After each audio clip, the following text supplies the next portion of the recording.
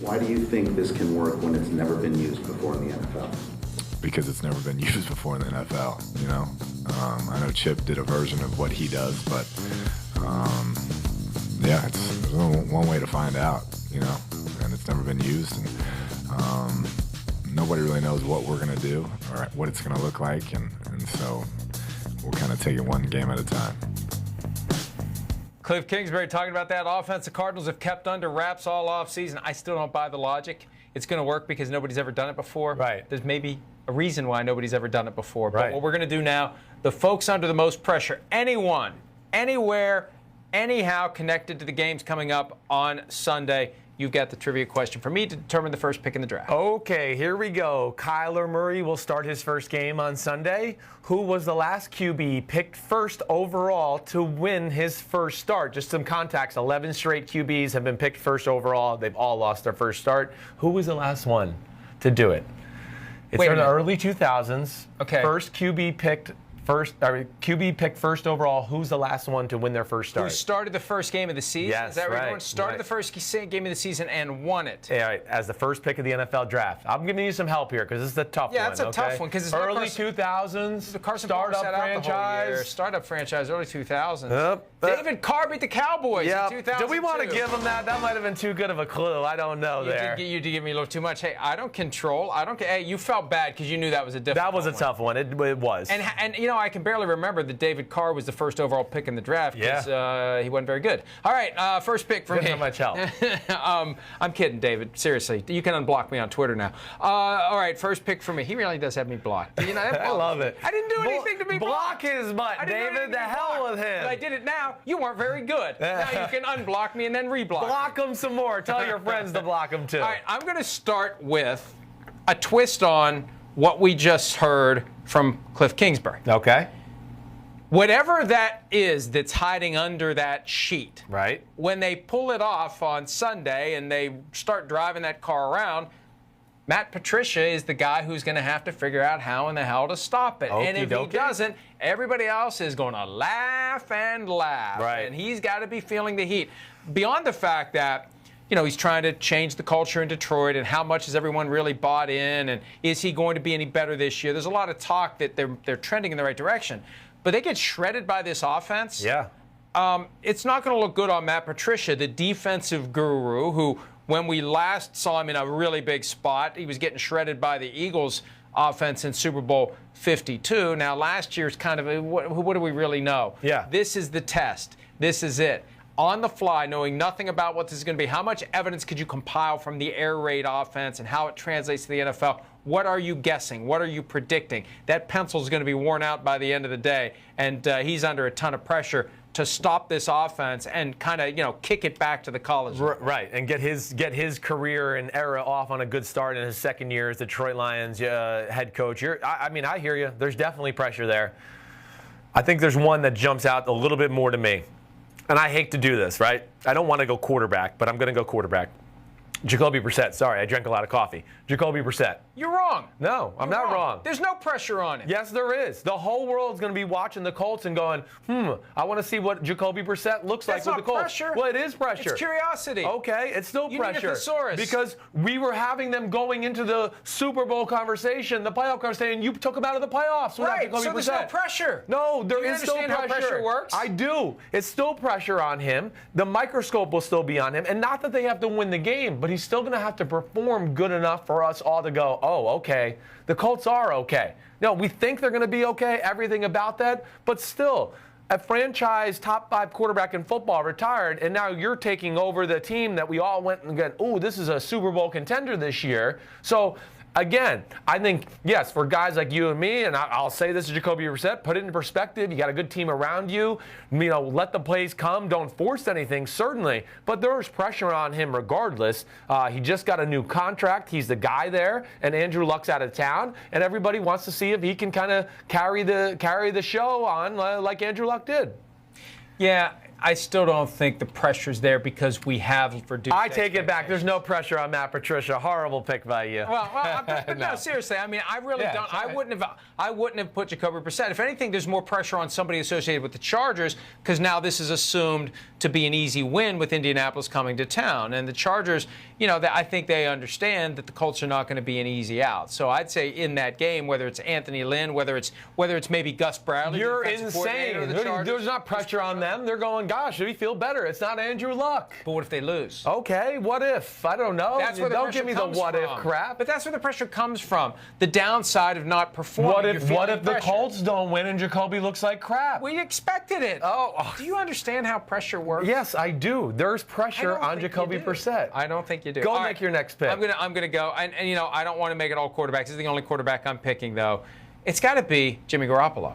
All the talk in the preseason about whether or not he can still get it done, that goofy explanation he gave about throwing into coverage during preseason games to justify the horrible showing he had against the Broncos. He had the 5 straight interceptions.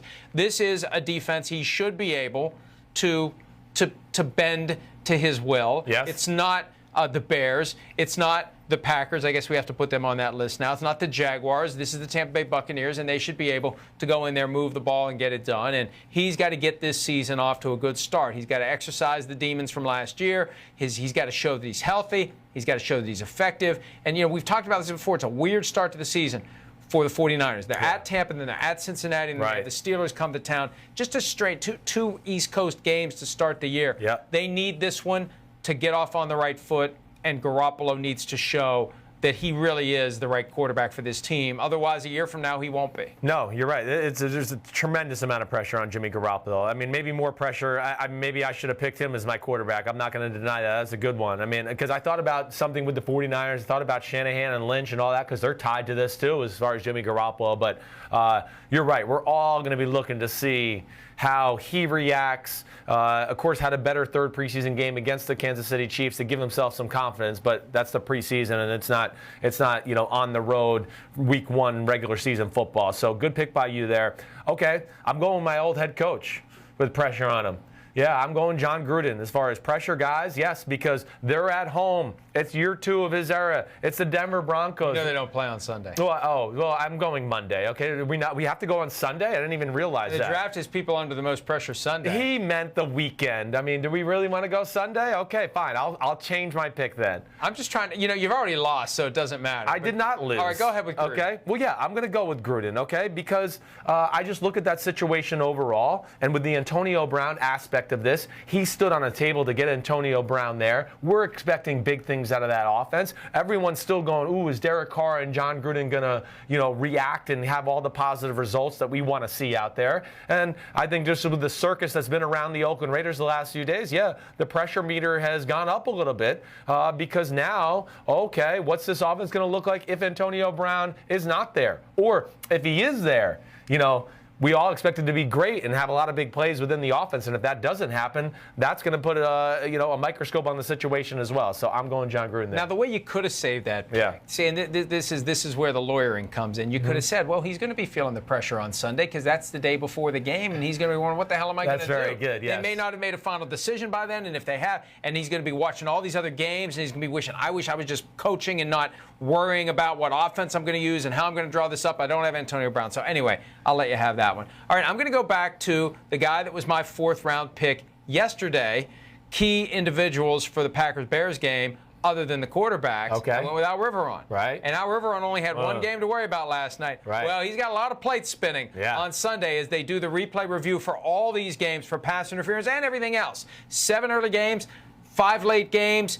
And who knows how many times he's going to have to go this game, that game, this game, that game, and try to process it all and make good decisions, knowing that if there's any slip-up whatsoever, he's going to hear it from guys like us. No doubt about it. We're going to be watching very carefully. And we'll go back and we'll say, hey, how about that call? Because, it all gets kind of lost in the shuffle as you're watching the game. Sure. And then you unpack it afterwards. It's like, oh, man, look at that call from the Vikings-Falcons game. Oh, my gosh, how horrible that was. And so he's got to be on it for all these games. He's the most powerful guy in the NFL once the games start.